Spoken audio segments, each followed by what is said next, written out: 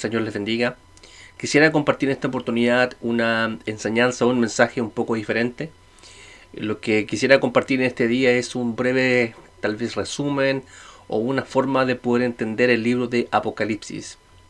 El libro de Apocalipsis es un libro que contiene muchas cosas ocultas, muchas cosas con simbologías, con figuras, con cosas que de primera lectura nosotros no podríamos entender porque a la mente humana, la lógica o la razón humana no entiende muchas cosas, por ejemplo como que un cordero tenga 7 cuernos o que tenga 7 ojos. Es algo un poco extraño el poder nosotros entender ese tipo de figuras, porque nosotros no hemos visto nunca un cordero o una oveja con 7 cuernos ni con 7 ojos, digamos. No existe ningún animal, digamos, que tenga esos ojos, o un mamífero que podamos ver que tenga cantidad de ojos. Son cosas que son figurativas, son cosas que revelan otras cosas importantes, digamos, acerca del Señor mismo en este caso. Pero el libro de Apocalipsis es un libro para nosotros poder encontrar esperanza, para poder encontrar fe, para ver que al final Dios va a ganar, para ver que Cristo es el gran triunfador de toda esta historia. Eso es el libro de Apocalipsis.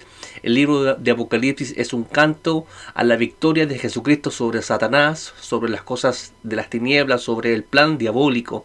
Cristo al final es el gran ganador.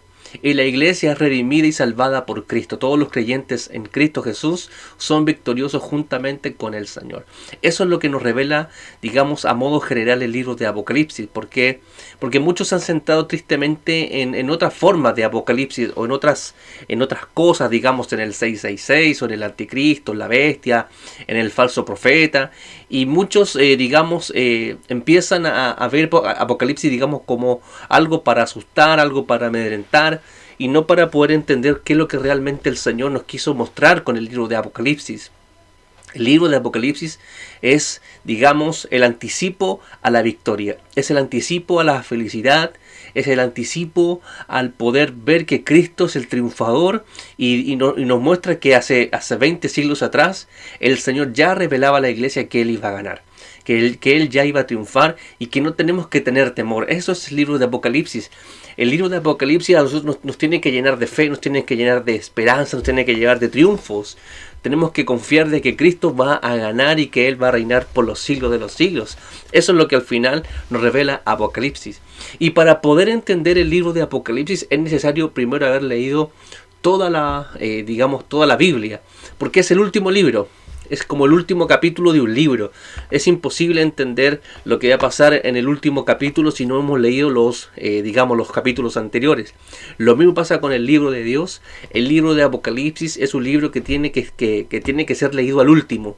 ¿Por qué? Porque un nuevo creyente no va a entender todas las cosas que aparecen en el libro de Apocalipsis, porque en este libro están resumidas muchas cosas, por ejemplo, del Antiguo Testamento y del Nuevo Testamento, y el Señor nos dejó ese libro al final para que sea al final leído. Una vez, mi hermano, que tú llevas tiempo con el Señor, una vez que tú llevas tiempo leyendo la Escritura, tú vas a poder ir entendiendo el libro de Apocalipsis.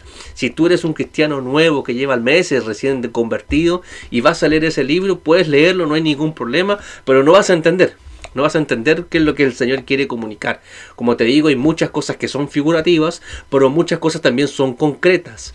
En el libro de Apocalipsis no todas las cosas son figurativas y tampoco no todas las cosas son literales. Yo creo que ese ha sido el gran problema de muchos que interpretan las cosas como todas literales o las interpretan todas como figurativas. Y no es ni uno ni lo otro, sino que son un conjunto de ambas cosas. Lo importante es que nosotros podamos ir a la Escritura y con la misma Escritura poder interpretar correctamente qué es lo que nos quiere mostrar cada aspecto. Yo quisiera compartir ahora brevemente el libro de Apocalipsis para que tú, si lo quieres leer o lo vas a leer en el futuro, tú puedas tener una base de lo que significa ese libro y cómo poder irlo entendiendo paso a paso. Cómo poder comprender qué es lo que realmente me quiere comunicar el Señor. Porque el Señor siempre quiere comunicar algo. La Escritura es el medio que Dios tiene también para comunicarnos su corazón, para comunicarnos su propósito, para edificar la iglesia, para guiar a la iglesia. La Biblia es el instrumento que Dios tiene para poder regir nuestras vidas.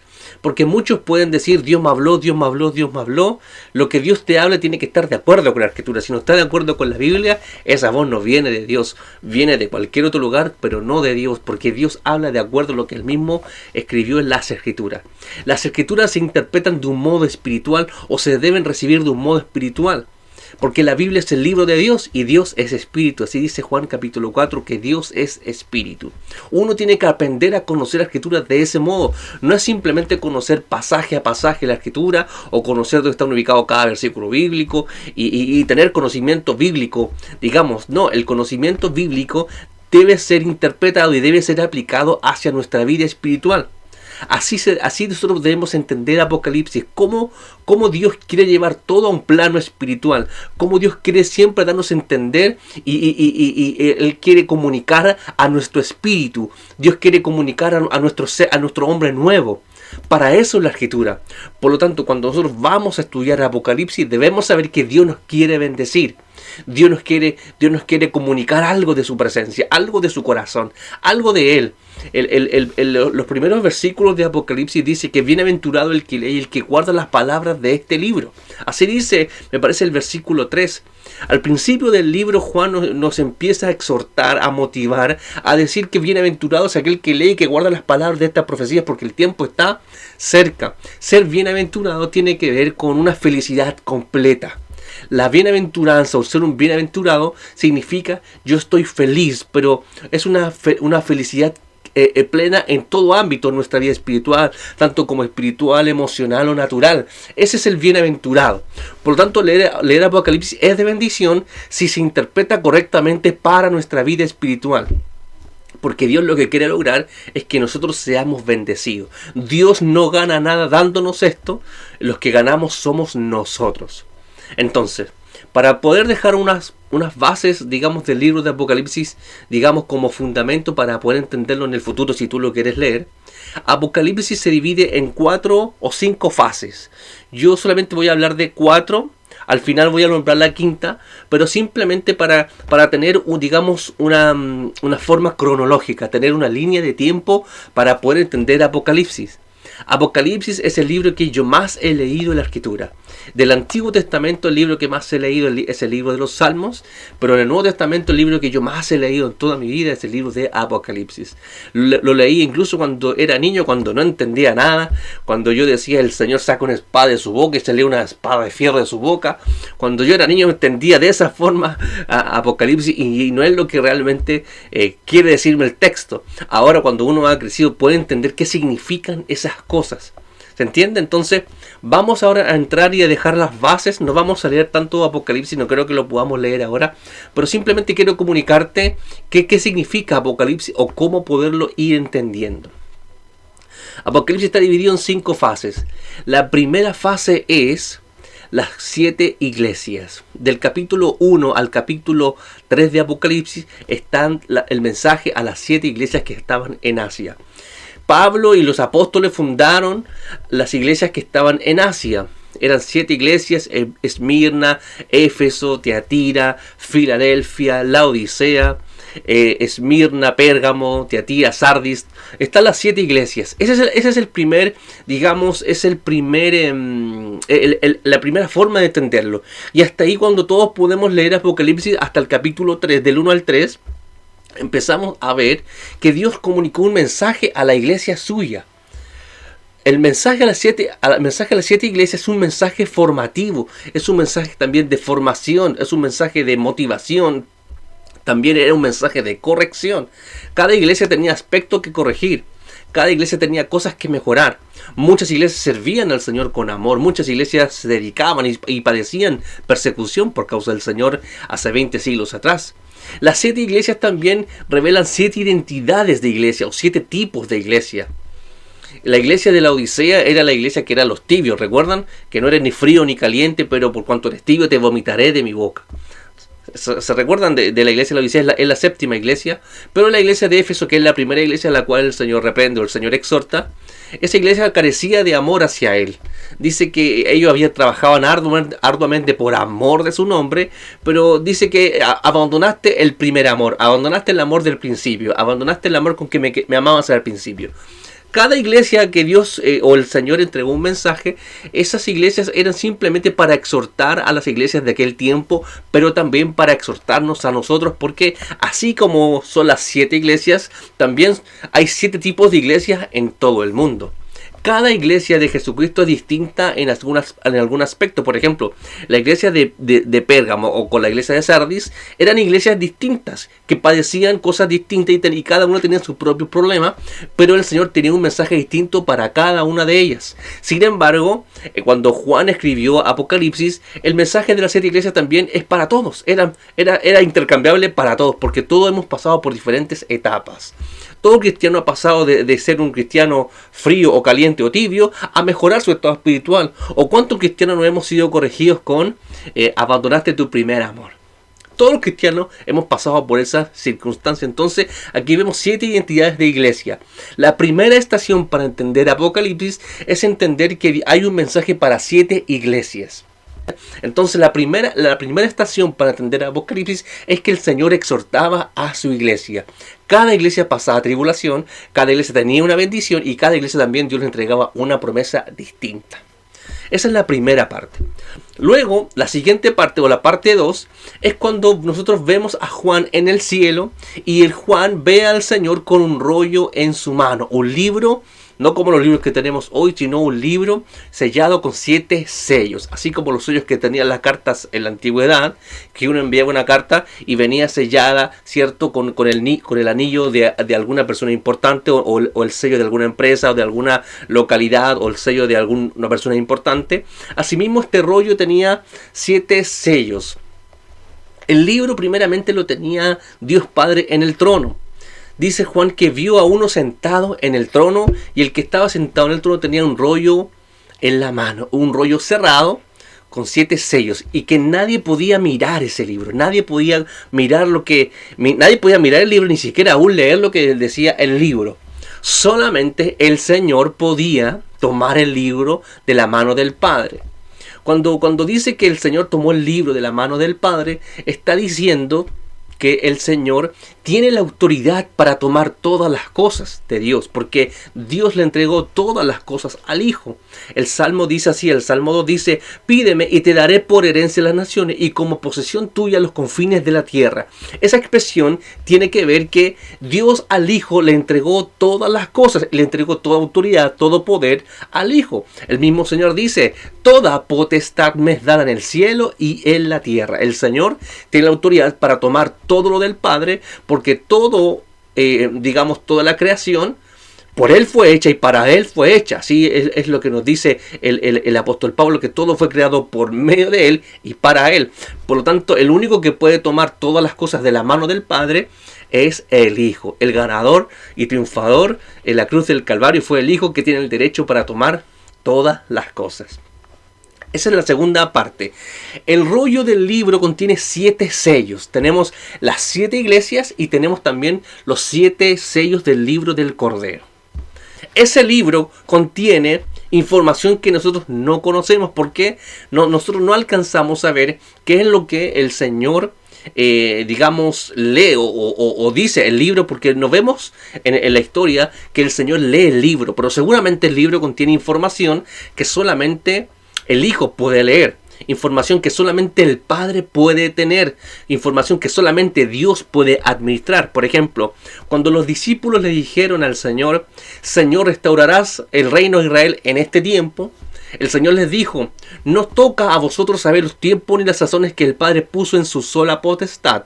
Por tanto, pero recibiréis poder y vendrá sobre vosotros el Espíritu Santo y me seréis testigo en Judea, en Jerusalén y hasta la última tierra. ¿Recuerdan aquel pasaje?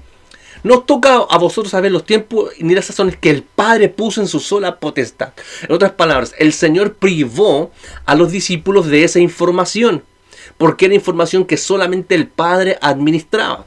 Pienso yo que ese libro contiene solamente cosas que solamente Dios ha reservado para que el Hijo conozca, por así decirlo, aunque el Hijo en este minuto también conoce todas las cosas sin necesidad de leer nada, porque Él es omnipotente, tiene la capacidad para hacer cualquier cosa. El texto nos quiere sugerir que Dios tiene todo registrado para poder hacerse. El libro funciona como registro de cosas.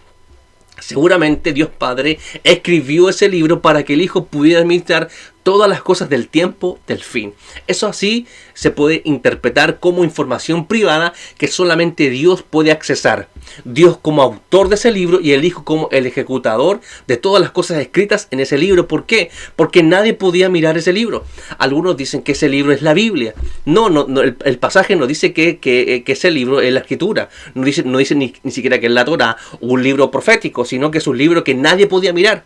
O sea, si no es un libro que nadie podía mirar ni leer, entonces no puede ser la Biblia. Porque la Biblia la leemos todos. Nosotros todos podemos accesar a la Escritura.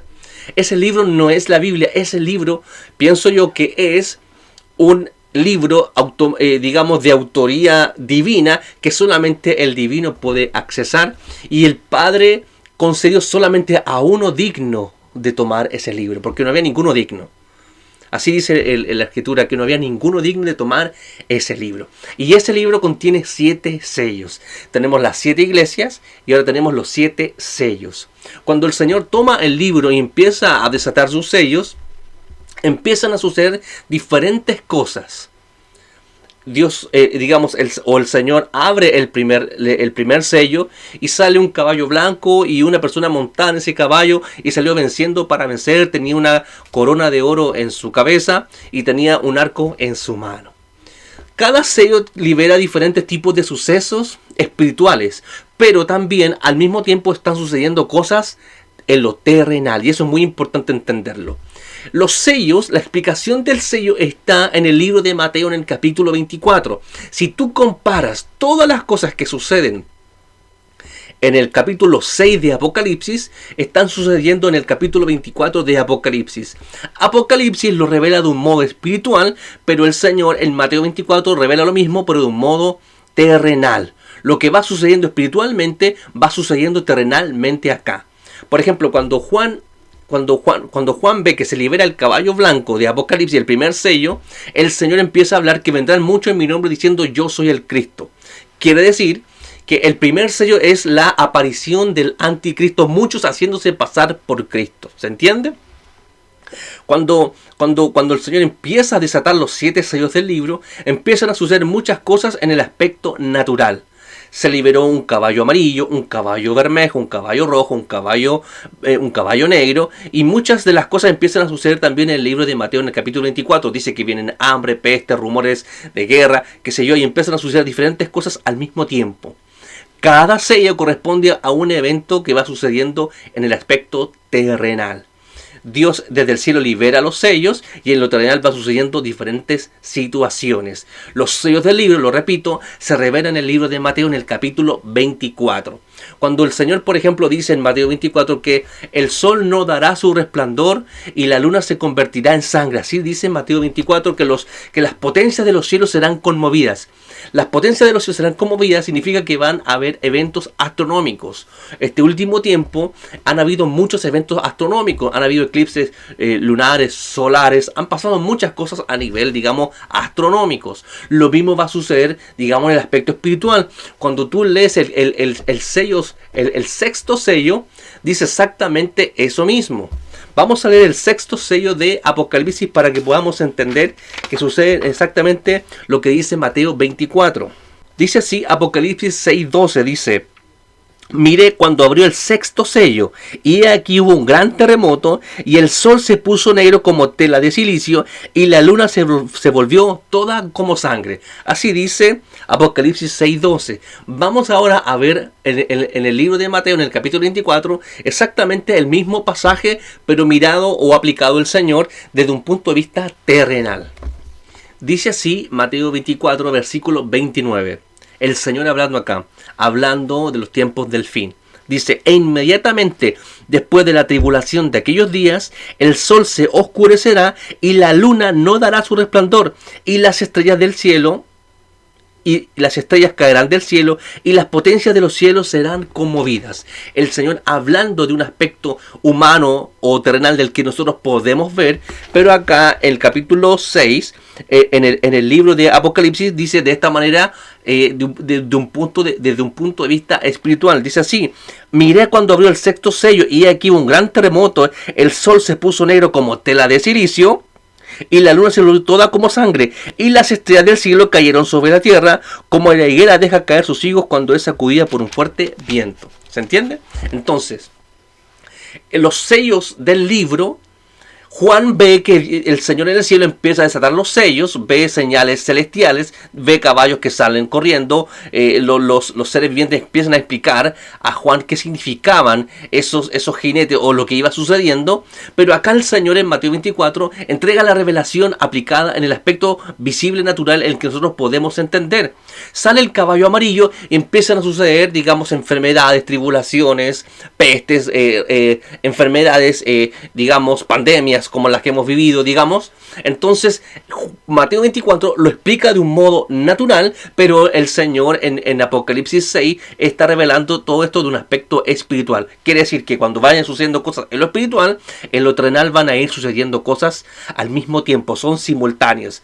Para poder entender Apocalipsis 6 o los sellos del libro, hay que leer Mateo capítulo 24. Eso es fundamental. Entonces tenemos las 7 iglesias, tenemos los 7 sellos del libro y luego tenemos las 7 trompetas. Las 7 trompetas es lo que le continuará a los sellos del libro. Cuando el Señor abre el 7º sello, se libera en la primera trompeta. Una cosa termina a la otra, es un efecto dominó.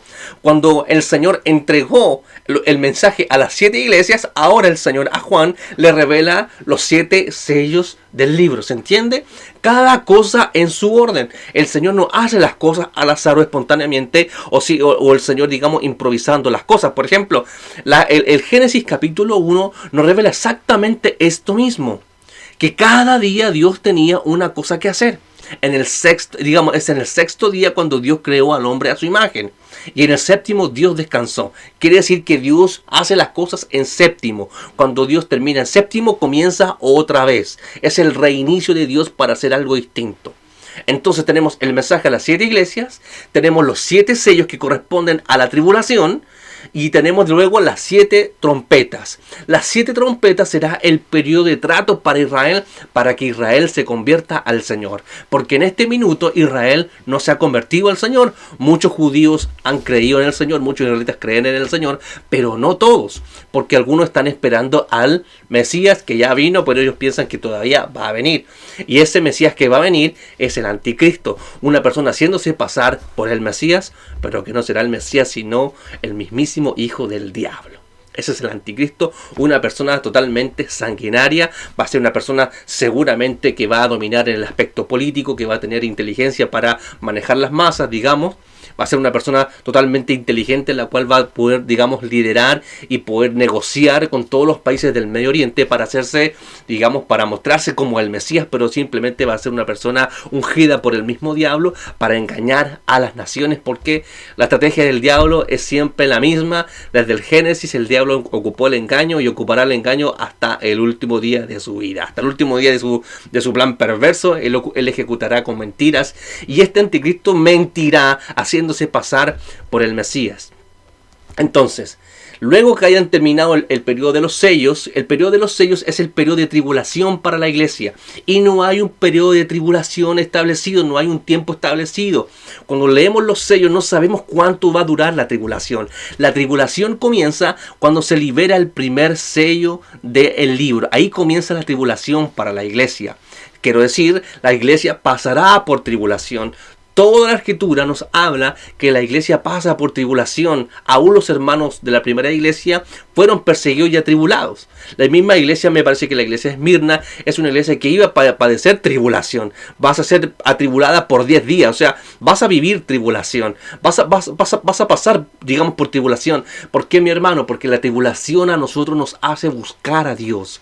La tribulación a nosotros nos endereza, la tribulación nos hace orar, la tribulación nos hace buscar al Señor. La iglesia en este minuto, la iglesia no busca al Señor, la iglesia busca, digamos, otra estrategia para hacer la obra de Dios, pero lo hace a su modo, no lo hace, digamos, del modo en que Dios quiere. No con una relación con Dios, no agradando a Dios, sino haciendo cualquier otra cosa para agradar a las personas, pero no para agradar a Dios.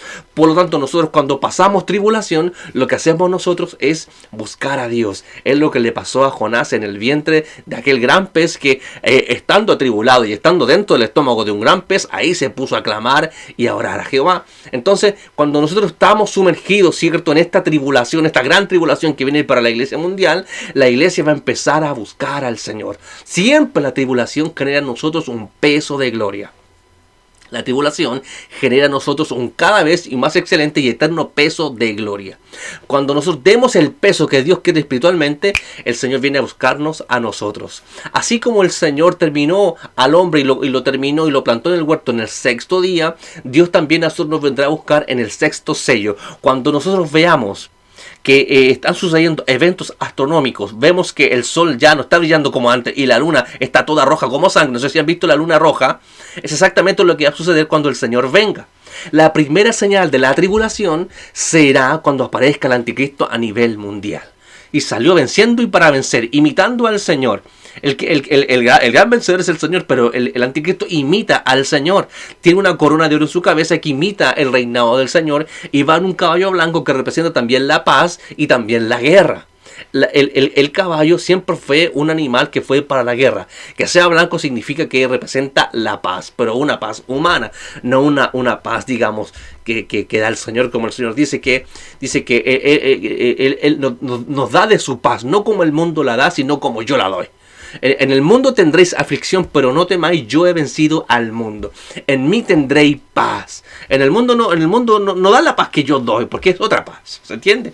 Entonces el anticristo es, digamos, el comenzador o aquel que abre el periodo de tribulación para la iglesia. Y es ahí, mi hermano, cuando nosotros debemos empezar a buscar al Señor. No pienses que no seremos atribulados. Sí seremos atribulados. Sí lo seremos, mi hermano.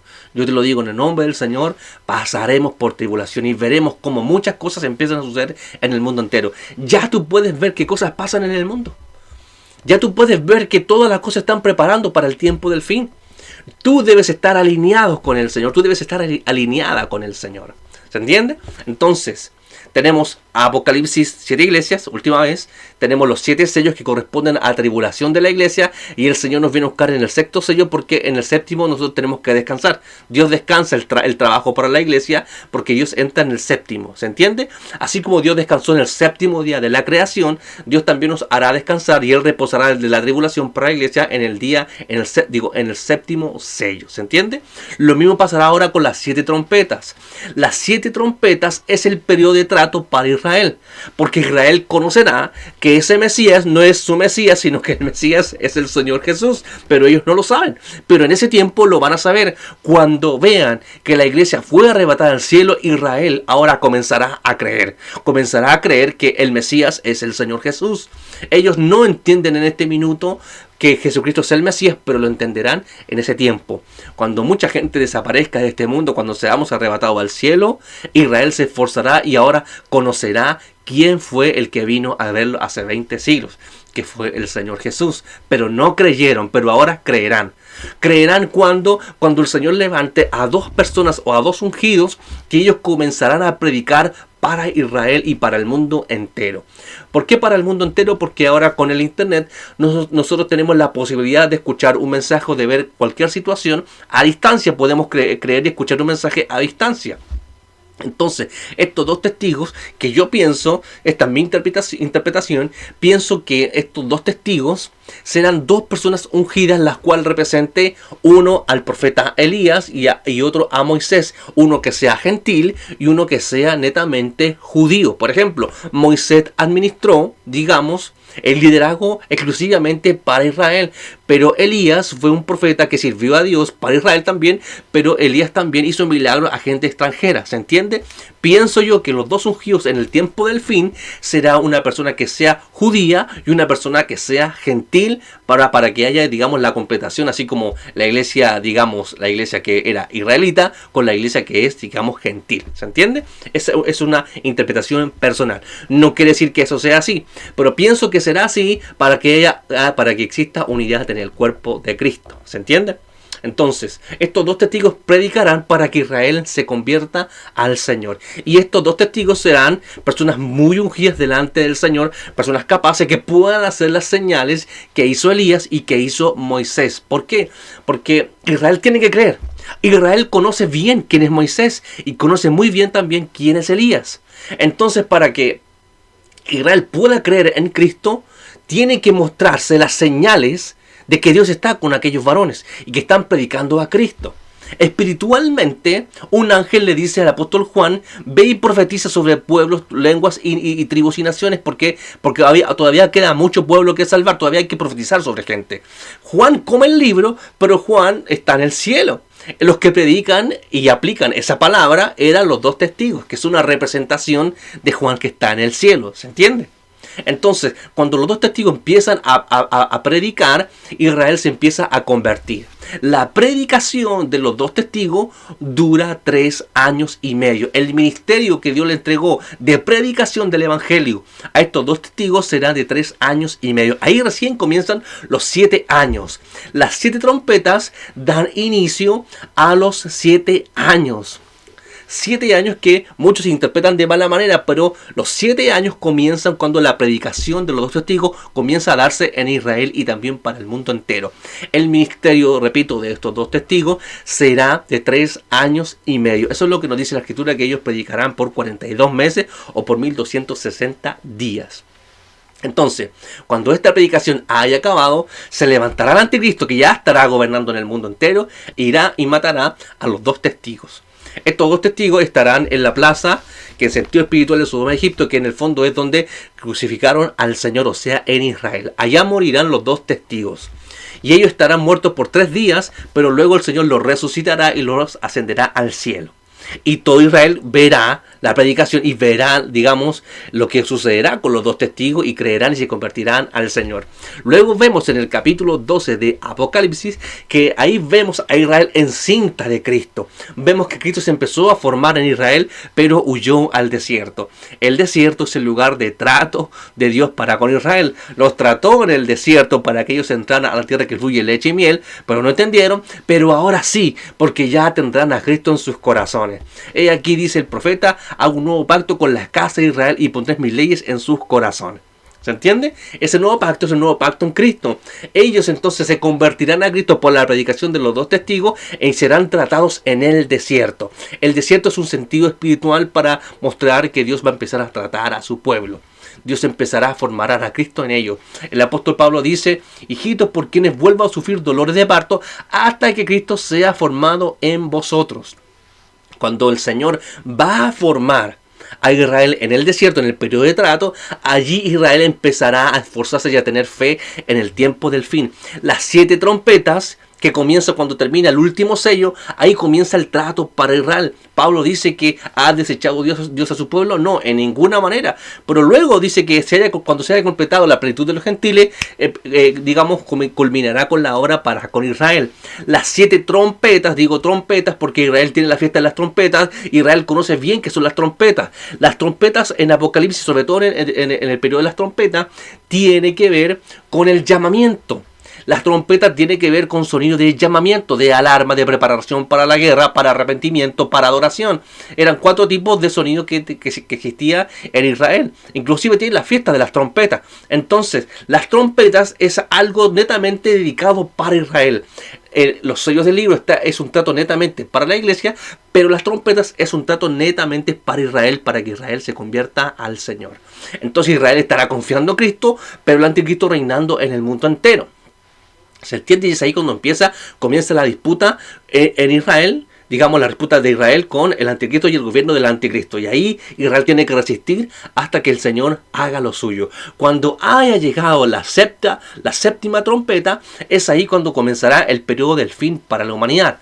porque muchos se habrán convertido al anticristo, se habrán dejado marcar por él, se habrán dejado gobernar por él, por la marca que va a hacer, y su gobierno será un gobierno netamente humanista, no querrán nada de Dios, porque es así como son los gobiernos hoy día, que quieren dejar, digamos, afuera a Dios en cualquier cosa, los principios de Dios, a Dios lo quieren dejar fuera. Así será el gobierno del anticristo. El anticristo será un personaje del Medio Oriente, seguramente, que sea lo más probablemente judío, o que sea musulmán, o que sea, digamos, del Medio Oriente, para que todo el Medio Oriente pueda creer, porque todos están esperando al Mesías, que va a restaurar, digamos, la paz en el Medio Oriente. Tú sabes los conflictos que existen hoy allá en Israel y en el Oriente Medio. Entonces, para poder nosotros entender las trompetas, debemos saber que ese periodo corresponde de trato para Israel. Terminadas las trompetas, aparecerá Cristo otra vez en la séptima trompeta para dar final al anticristo. Cuando Israel se convierta al Señor, Israel será arrebatada al cielo y estará en un lugar de reposo. Ese lugar de reposo es un mar de vidrio mezclado con fuego. Y allí ellos estarán cantando al Señor. La iglesia ya estará con el Señor y ascenderá también a Israel que se convirtió, y todos los demás creyentes que creyeron también a la predicación de los dos testigos, y ascenderán al cielo. ¿Se entiende? Estarán en un lugar de reposo. Tenéis que saber que el 7 siempre termina para reposar. Dios termina un trato. Dios terminó la creación en el séptimo. Dios reposó en el séptimo. Dios también terminó el trato para Israel en el séptimo. Ahora, en la séptima trompeta también terminará el trato o la formación para Israel. Eso, digamos, es la tercera fase. Las iglesias, los sellos y las trompetas, que corresponden netamente de un trato para Israel. Las 7 trompetas dan el inicio también al periodo de la ira. Vamos al libro de Apocalipsis, en el capítulo 6, en el versículo 17. Debemos saber que la tribulación y la ira son cosas diferentes. La tribulación corresponde para la iglesia, y la ira comienza en el periodo de las trompetas. Las trompetas es el primer periodo de la ira. Y el segundo periodo de la ira, que es la cuarta fase, que es la segunda digamos, parte de la ira, que corresponden a las copas. La ira comienza en la primera trompeta, pero Israel será salvaguardado por Dios. Y culminará la ira a la séptima copa. Dice así Apocalipsis 6, versículos 16-17, dice: y decían a los montes y a las peñas: caed sobre nosotros y escondednos del rostro de aquel que está sentado en el trono y de la ira del Cordero, porque el gran día de su ira ha llegado, y ¿quién podrá sostenerse en pie? El Señor en Mateo 24 siempre habló de tribulación. Dice que vendrá gran tribulación, como no lo hubo ni lo habrá. Tribulación. Pero acá, el capítulo 6, que corresponde al final de los sellos, o al sexto sello, dice que ahora llegó el día de la ira. Ahora llegó la ira. Lo que hubo antes fue tribulación, lo que ahora viene, ira. La ira se divide en dos partes: en las trompetas, que corresponden al trato para Israel, y también corresponden ahora a las 7 copas. Las 7 copas serán derramadas ya para toda la humanidad que no creyó en Cristo.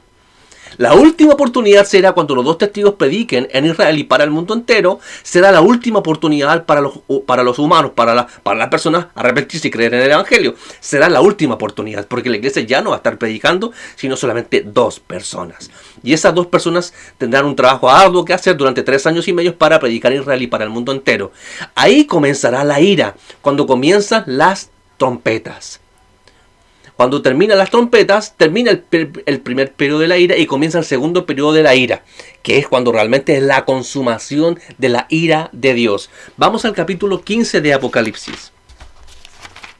En el capítulo 15 de Apocalipsis vemos ya todos los triunfantes de Israel y los del mundo entero en el cielo. Vamos a leer el capítulo 15 de Apocalipsis para poder entender. Dice así: vi en el cielo otra señal grande y admirable: 7 ángeles que tenían las 7 plagas postreras, porque en ellas se consumaba la ira de Dios. En el versículo 17 del capítulo 6 de Apocalipsis llegó la ira, comenzó la ira, pero aquí se consuma la ira, o se termina la ira de Dios con las 7 plagas postreras, que son las 7 copas. Eso es lo que dice otra vez. Dice: vi en el cielo otra señal grande y admirable: 7 ángeles que tenían las 7 plagas postreras, porque en ellas se consumaba la ira de Dios. Y ahí salieron, digamos, los 7 ángeles con las 7 copas para derramarlos sobre la humanidad que no se ha convertido. Aquí vemos todos los triunfantes sobre la bestia, sobre su imagen, sobre el número de su nombre, en un mar de vidrio mezclado con fuego, o sea, en un lugar celestial. Todos los creyentes serán cegados con Israel, y todos los creyentes gentiles también serán cegados en el tiempo del fin, los que hayan tenido fe en Cristo Jesús y hayan creído y confiado en Él en el periodo de las trompetas. Las trompetas, repito, es el primer periodo de la ira, y las copas consuman la ira. Leamos la última vez.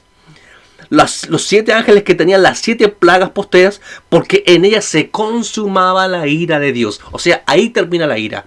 La ira termina cuando se derrama la 7ª copa.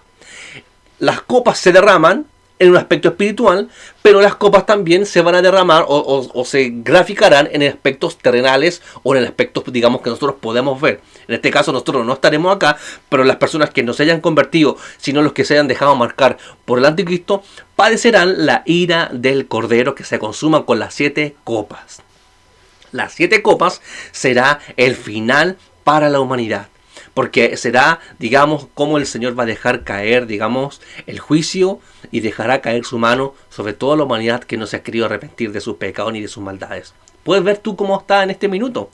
La maldad está operando. El pecado, los humanos, la gente no se quiere convertir al Evangelio, no quiere creer. Quiere vivir a su propio modo. Quieren vivir con maldad.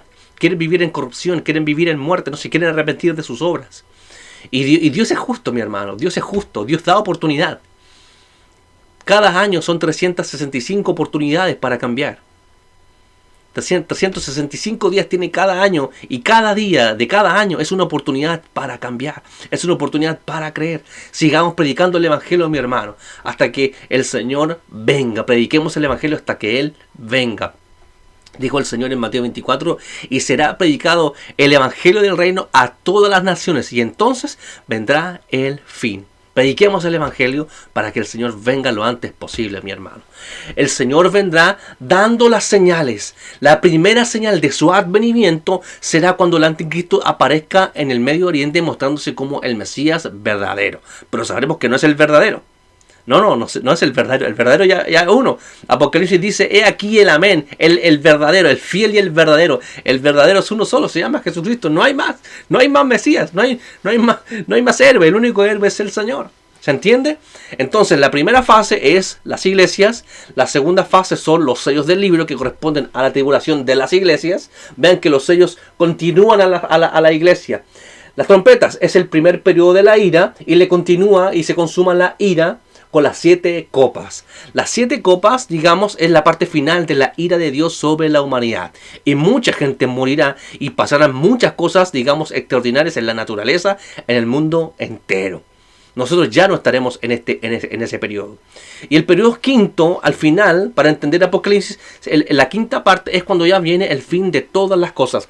Cuando el diablo quiere hacer guerra contra Dios en 2 oportunidades, pero el Señor triunfa en las 2 oportunidades. En el libro de Génesis, cuando vino la maldad a la humanidad, en el capítulo 6 de Génesis, en el periodo de Noé, la humanidad fue castigada con agua. Pero ahora, en el tiempo futuro, ahora en el tiempo del fin, Dios castigará a la humanidad ya no con agua, sino con fuego. El fuego, nosotros lo hemos comparado acá en la quinta región, que el fuego consume todo más rápidamente que el agua. El agua es más lenta, digamos, el juicio. Pero ahora las cosas serán quemadas. Así dice el apóstol Pedro, que las cosas en el tiempo del fin serán quemadas. Vamos a buscar el pasaje. Miren, así dice segunda de Pedro 3:10, dice: pero el día del Señor vendrá como ladrón en la noche, en el cual los cielos pasarán con grande estruendo, y los elementos ardiendo serán deshechos, y la tierra y las obras creadas ahí serán quemadas. Así será el día del Señor. Cuando dice que vendrá con fuego o que las cosas serán quemadas, significa que todo será consumado rápido. En la parte quinta del libro de Apocalipsis vemos que el diablo querrá hacer guerra contra el Señor, la última oportunidad para tratar de vencer al Señor, pero el Señor vendrá y consumará con fuego. Él tomará al anticristo y al falso profeta, que son personajes que por lo pronto van a aparecer al mundo, y estos personajes serán echados en el lago de fuego que arde con fuego y azufre, tal cual como fue consumada Sodoma y Gomorra. Vean que el fuego y el azufre es señal de la ira. no vemos en ningún periodo de la tribulación que hay fuego y azufre. El fuego y azufre es cuando viene juicio, cuando cae el juicio de Dios. El azufre tiene que ver con el castigo de Dios, cuando viene juicio. Es exactamente lo que pasó con Sodoma y Gomorra, que ellos, digamos, fueron quemados con fuego y azufre. Así será el final también para el diablo y para toda la gente que no creyó en Cristo. Entonces las 7 copas dan término para la parte final, donde el diablo querrá hacer guerra contra el Señor, pero el Señor triunfará en las 2 oportunidades. Dios derramará fuego del cielo y consumará todas las cosas para, digamos, el triunfar y nosotros siempre ganar con el Señor. ¿Se entiende? Cuando la Biblia dice que el Señor viene como ladrón en la noche, significa que nosotros no sabemos el día que va a venir. No sabemos si viene el 7 de mayo, o el 14 de agosto, o el 14 de septiembre. No tendremos la fecha, no sabemos qué día, pero sí tenemos las señales para poder distinguir las cosas de su advenimiento. Es lo que, digamos, los Reyes Magos sabían, que el Mesías iba a venir. De la casa de Jacob iba a venir, digamos, el Salvador del mundo, y ellos sabían cuándo ese tiempo se iba a cumplir, y además vieron la estrella la estrella de David. Lo repito, la primera señal de que Cristo viene es cuando se manifiesta el anticristo a la humanidad. Cuando Él diga allá en el Medio Oriente que Él es el Salvador y empezará a armar su imperio mundial. Empezará a gobernar todas las cosas a través de, digamos, una gran confabulación con muchas naciones que prestarán o darán su autoridad a este anticristo para gobernar sobre el mundo entero. Porque ese es el plan del diablo. El plan del diablo es gobernar el mundo entero. Ese ya es su objetivo. Ese es el objetivo. Vean todas las películas, muchas series animadas. Siempre el malvado quiere gobernarlos a todos. Vean, pueden verlo. Siempre es igual, porque el espíritu del diablo está allí. El deseo del diablo es poder gobernar a la humanidad, el poder gobernar, porque él quiere ser como Dios. Porque él quiere ser como Dios, quiere ser adorado como Dios. De hecho, el anticristo levantará una imagen, que así como Nabucodonosor levantó su imagen para que todo el mundo la adorara, el anticristo levantará la imagen para que el diablo entre en aquella imagen y él pueda hablar y hacer que toda la gente adore a esa imagen y se pongan su marca en su mano o en su frente. No vamos a decir qué significa la mano en su frente, pero la frente tiene que ver con el entendimiento y la mano tiene que ver con el hacer. O sea, tu mente va a ser para el diablo y lo que tú hagas también va a ser para el diablo. Eso significa ser marcado por la marca del 666, que representa, digamos, la marca del hombre, porque el hombre fue creado en el 6º día, en el número 6. Entonces el 666 refleja hombre, hombre, hombre, o sea, una marca netamente humanista, algo que no tiene nada que ver con Dios. Este anticristo levantará esa imagen para que todo el mundo adore esa imagen, pero será el mismo diablo hablando a través de esa imagen, digamos. Digamos, esta es la base para poder entender Apocalipsis. En los capítulos finales de Apocalipsis vamos a ver cómo el Señor empieza a tomar dominio. Viene el reino del milenio del Señor, que el reino del milenio no es más que simplemente la consumación del reino de los cielos. Cuando el Señor dijo en Mateo capítulo 4, arrepentidos y convertidos porque el reino de los cielos se ha acercado, es la inauguración del reino de los cielos sobre el reino de los hombres. Ahí comenzó el reinado del Señor sobre el reino de los hombres. Digámoslo así, ahí comenzó el verdadero reino. Muchos dirán que ya estaba de antes, pero no. Cuando el Señor vino a hablar del reino, Él trajo la manifestación del reino. Dijo el Señor: si yo por el dedo de Dios echo fuera a los demonios, ciertamente el reino de los cielos se ha acercado a vosotros. Entonces, cuando el rey del reino vino a imponer su reino, inauguró su reino, y la iglesia fue ahora la que ha establecido el reino durante 20 siglos, y la iglesia no será destruida porque está en el reino de los cielos, y su reino es un reino inconmovible. Su reino no se puede remover, es inconmovible, está allí para siempre. El reino de Dios es un reino que no tendrá fin, es un reino eterno. ¿Se entiende? Entonces, cuando la iglesia haya predicado todo el evangelio del reino de los cielos, ¿el evangelio de qué? El evangelio del reino de los cielos, aparecerá luego el rey completamente, y él establecerá su reino del milenio. El reino del milenio es la consumación del reino de los cielos. ¿Por qué se dice milenio? Porque el milenio es un número exagerado de tiempo, es un tiempo exagerado, no es algo que no tiene fin, es algo que no tiene, digamos, para poder, digamos, contabilizarse. El mil tiene que ver con un número exageradamente grande. 1000 años tiene que ver con mucho tiempo, que lo que nos quiere demostrar que el reino de los cielos, el reino de Dios, es un reino que no tendrá fin jamás. Eso significa el reino del milenio. Al final veremos después al Señor sentado ya, no en el caballo blanco, sino sentado en el trono blanco, digamos, jugando a las almas. El Señor tomará el control para, digamos, determinar quiénes heredarán un sitio de salvación y quiénes alcanzarán un sitio de condenación. Eso es lo que dice la palabra de Dios, que el que creyere y fuere bautizado será salvo, y el que no creyó será condenado. El que no se convirtió va a ser condenado. Eso es lo que dice la palabra de Dios. Y luego al final veremos al Señor restaurando todas las cosas al final. Veremos otra vez el libro de Génesis. En Apocalipsis se revela otra vez el árbol de la vida. Vemos allí que las hojas del árbol eran para la sanidad de las naciones. Veremos allí el Señor restaurando todas las cosas en el tiempo del fin. Todo lo que se dañó, Dios otra vez lo restaurará. Dice así también Apocalipsis, dice: he aquí yo hago todas las cosas nuevas. O sea, yo restauro todo lo que pasó. Todo lo que sucedió yo lo vuelvo a restaurar, porque Él es el Dios de la restauración. Él restaurará todas las cosas. Yo hago todas las cosas nuevas. No algunas cosas, sino todas las cosas nuevas. Entonces, en el libro de Apocalipsis veremos al Señor restaurando todas las cosas, veremos el árbol de la vida y también veremos el río de Dios.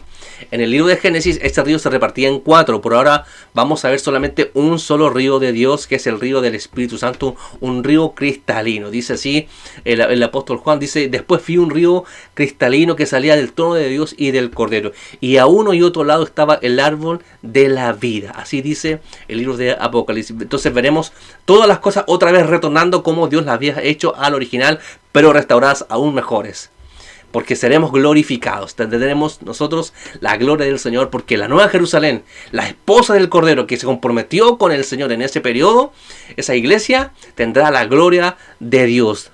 Se le ha concedido que se vista de lino fino, blanco y resplandeciente. Ese lino fino son las acciones justas, es la vida que cada uno de nosotros hemos llevado, y la gloria del Señor resplandecerá en nuestras vidas. Nosotros somos la iglesia del Señor, nosotros somos la ciudad, aquella ciudad que esperaba Abraham. Dice que Abraham no se construyó casa porque esperaba la ciudad que tiene fundamento, cuyo constructor y arquitecto es el Señor. El Señor edificó su ciudad. Esa ciudad se llama la Nueva Jerusalén, que en el fondo somos todos los convertidos, todos los cristianos, todos los creyentes de toda la nación, de tribu, lengua, pueblo y nación, que se convirtieron y creyeron en el Señor. Y reinaremos juntamente con el Señor por los siglos de los siglos. Eso es el libro de Apocalipsis a un modo, digamos, de resumen. No he podido, digamos, abarcar todas las cosas detalle a detalle, no se puede, pero esto es el libro de Apocalipsis. Esa es la interpretación que el Señor me ha entregado a mí para poder entender el libro de Apocalipsis. Si este mensaje, si esto te ha servido, que el Señor te bendiga. Cuando tú vayas a estudiar Apocalipsis, ya sabes más o menos de qué se puede tratar. Ya tú sabes de qué cosas el Señor quiere mostrar, de qué manera Él quiere revelar cosas. Lo importante es entender los patrones de Dios, cómo Dios va haciendo cada cosa, cómo Dios termina en séptimo. Y siempre en el sexto, siempre en el día sexto suceden cosas. Hay acontecimientos. Por ejemplo, al final de cada segmento, por ejemplo, en el sexto sello, en la sexta trompeta, en la sexta copa, suceden cosas. Hay terremotos, digamos, que son los definitorios, que son, digamos, hitos que marcan cosas. Por ejemplo, los terremotos siempre marcan, digamos, cosas o acontecimientos en las naciones. Lo mismo va a pasar espiritualmente. Cuando se termine cada cosa, los terremotos, digamos, nos irán diciendo que cuando un terremoto viene, es cuando termina algo. ¿Se entiende? Así hay que estudiar Apocalipsis. Cada detalle es importante. Nada de lo que está en Apocalipsis está de sobra. Todo tiene un significado y una importancia. Lo importante es entender los patrones. Cuando uno entiende los patrones de Apocalipsis, uno entiende Apocalipsis. Amén. Espero que este estudio te haya servido. Espero que digamos, este breve resumen te pueda guiar, entregar luz de lo que tú necesitas saber. Si tú quieres saber más de Apocalipsis, puedes investigar, puedes buscar. Yo nada de lo que he dicho lo he leído en algún libro. Nada de lo que te he comentado hoy día lo he estudiado en algún lado. No. Esto, lo que yo te he compartido hoy día, es solamente revelación del Señor. De un modo, digamos, por encima, de un modo resumido, pero es para poder entregar luz acerca del libro de Apocalipsis, porque estamos en el tiempo del fin. Y en el tiempo del fin Dios quiere revelar el libro de Apocalipsis. Es el tiempo, mi hermano, de que tú puedas estudiar la palabra del Señor. Es el tiempo de que tú puedas conocer las cosas del Señor. El Señor no quiere que estemos ignorantes ante su venida, no. El siervo fiel y prudente vela. Así dice, que el siervo fiel vela y está pendiente de las cosas de su Señor. mi hermano, no nos distraigamos con las cosas del mundo, no. Debemos estar velando como siervos prudentes.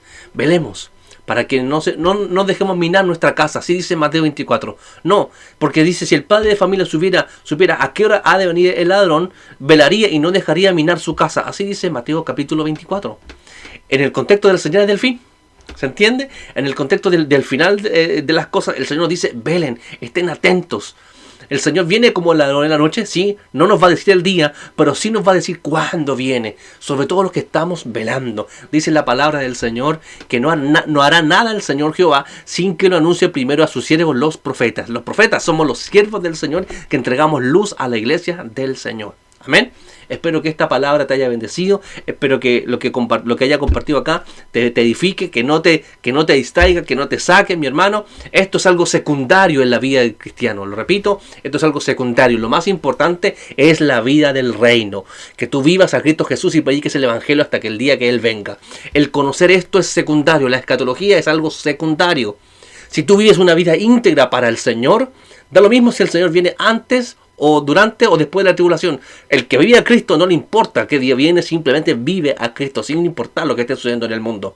Pero si tú quieres saber escatología, hay una forma de entenderlo. Esto es algo secundario, no es algo primario. Lo primario es amar a tu hermano como a ti mismo. Lo primario es vivir a Cristo. Lo primario es predicar el Evangelio. Lo primario es hacer discípulos a todas las naciones. Eso es lo primero. Enseñándoles que guarden todas las cosas que yo os he mandado, dijo el Señor en Mateo capítulo 28. Luego que al final el Señor en Mateo 24 le entrega todas las cosas del fin, al final otra vez le habla de hacer discípulos y de predicar el Evangelio a toda criatura. ¿Por qué? Porque eso es lo primero. Lo primero es predicar el Evangelio, lo primero es hacer discípulos, lo primero es ser la iglesia, lo primero es mostrar a Cristo y luego las cosas que son secundarias. Amén. Que Dios te bendiga. Bendiciones.